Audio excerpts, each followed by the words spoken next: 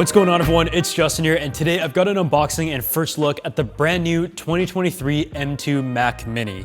You've got the M2 model that starts at a price point of $599, and you also have the M2 Pro model that delivers more power, more storage, and more unified memory, starting at a price point of $1,299. But if you look at the M2 Pro and its benchmarks, it delivers some awesome improvements when it comes to power, and whether you're upgrading from the M1, for example, or another generation of Apple Silicon computer, or even entering the lineup for the very first time, I'm going to be going over some of the configurations that you can buy and giving my suggestions as to which one is right for you.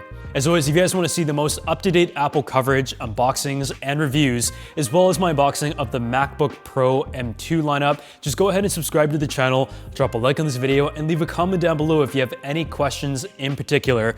But let's just go ahead and check out this Mac Mini, because even though it looks the same from the outside and has that same classic design that we know and love, I feel like the specs, as well as the Apple Silicon and the improvements in the chipsets made over the years and the different offerings available, are not only very powerful, but have specifics based on how much power you need and what you do. So before I jump into the configuration talk, let's just go ahead and unbox the Mac Mini M2, because that is why you guys are watching this video.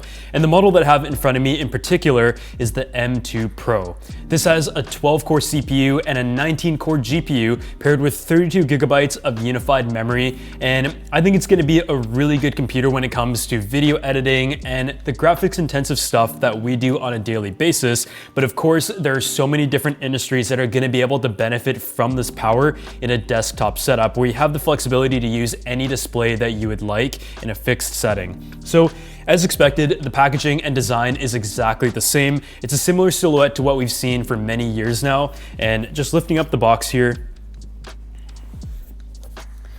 there you have it. And honestly, the Mac Mini is a model that brings back a lot of memories, because back when I started YouTube, I honestly didn't travel at all. And so having a good desktop setup was my main priority. And I remember at some point, I'd switched to a custom Mac Mini where I configured all the different parts and upgraded the SSD and RAM by myself. But you can't really upgrade this one. But taking this apart here, there you have it. And here it is. So as we've kind of highlighted here, all the changes in the Mac Mini are on the inside, but there are a few important optimizations that I think are worth mentioning beyond the processor itself. We're gonna run like benchmarks and talk about the comparisons and everything, but just peeling this off here, we just have some plastic.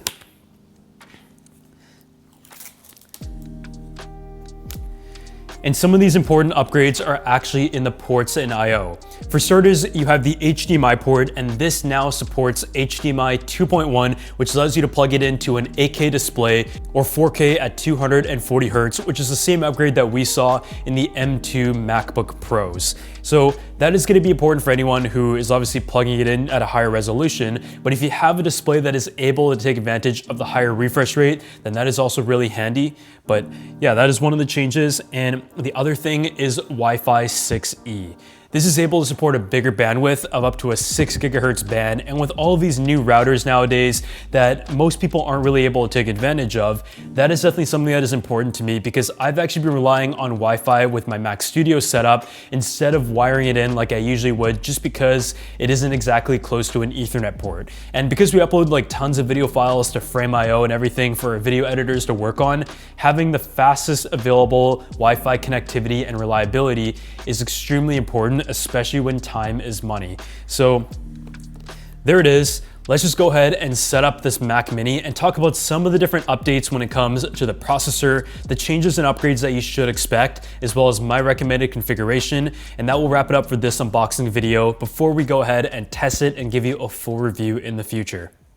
So let's go over some of the configurations of the M2 Mac Mini, because there are quite a few options here, and I think you have to look at it from a different perspective in terms of what computer you're coming from and what exactly you're hoping to do. I think the big story here is that the M2 Mac Mini comes in at a price point of $599, and if you have the education discount, it comes in at an even lower price, and I believe that is an incredible value. If you just go ahead and compare it to the M1 Mac Mini, which was the original one, you're gonna see relatively small updates in the single core score, but in the multi-core, you have about a 70% improvement there, just based on benchmarks. And so at that price, if you go with the base unified memory and the base storage, you're already getting a pretty significant improvement when it comes to the performance. And if it is your first Apple Silicon computer, I believe that even the previous generation M1 was able to handle impressively well.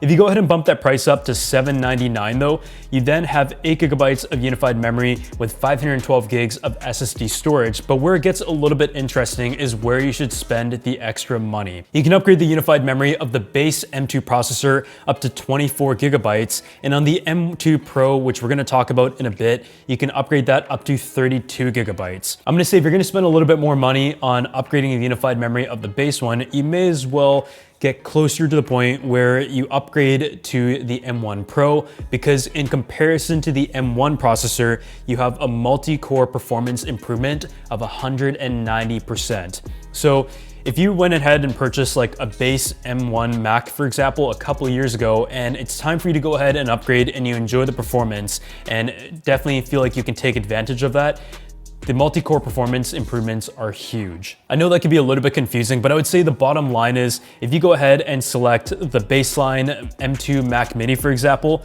here are some of your choices. You can switch to the 16 gigabytes of unified memory for an extra $200 or 24 gigabytes of unified memory for an extra $400 in total compared to the base 8 gigabytes. And when it comes to the storage, I would say it is relatively reasonably priced, but it's all up to personal preference. I think 512 gigs is enough for a lot of people, especially with everything on the cloud and everything external nowadays, but that is up to you. But if you're looking at the mid option here with 512 gigs of SSD storage paired with the 8 gigabytes of unified memory and was planning to spend up to the 16 gigabytes of unified memory, you're gonna be at around $1,000. And at that point, spending the $300 more to get a lot more performance, in my opinion, is worth it if you plan to use this computer for many years. So that is kind of the configuration side of the Mac Mini M2. I know it's a little bit complicated with so many different options and comparing it to previous generations. So if you have any questions, let me know in the comment section below and let me know what you're planning to use the computer for,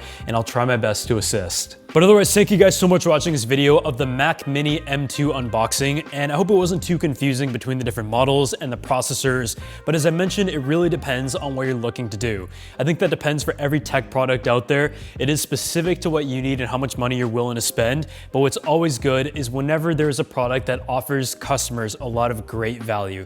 And I feel like the baseline M2 Mac Mini definitely offers a lot in terms of specs for the price, and if you're connecting to like your existing desk setup or even coming from the previous generation M1 products, you're definitely going to notice a really good performance increase when it comes to multi-core. But if you're ready to make that jump, there are other options in terms of increasing the unified memory or potentially jumping up to the M2 Pro, where it delivers over 180% performance improvements when it comes to multi-core performance and even rivals, if not beating, the M1 Pro and some of the M1 Max configurations. It is really a computer that we're excited to add to our overall workflow for some of the editors to use, and so stay tuned for the full review of both the Mac Mini as well as the MacBook Pro M2 lineup, and I'll see you all in the next video.